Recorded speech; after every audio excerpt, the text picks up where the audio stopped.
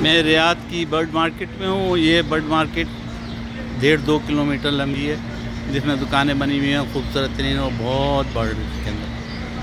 और यहाँ पे इसके फूड की दुकान की मैंने वीडियो बनाई है। अब मैं आपको दुकान की बर्ड की दुकान की वीडियो बना के बताता हूँ। मैं एक बांग्लादेशी की बर्ड मार्केट में ही एक बांग्लादेशी की दुकान में आया हूँ।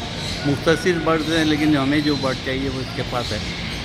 सन कनौर और कनौर वो चाहिए, उसका पेयर चाहिए, तो मैं इसकी दुकान में जाऊँगा। मैं इसकी दुकान में आया हूँ। सन कनौर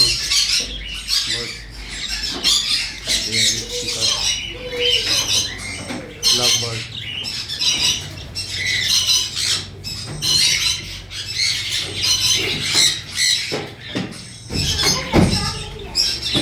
मुख्तलिफ से बर्ड्स हैं, लेकिन अच्छा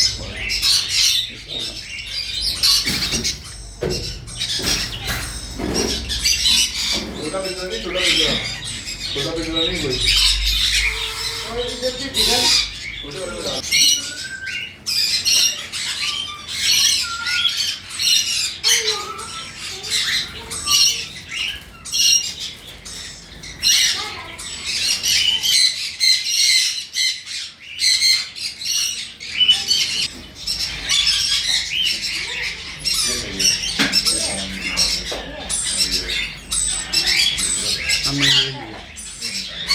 इसका पार्टनर लिया।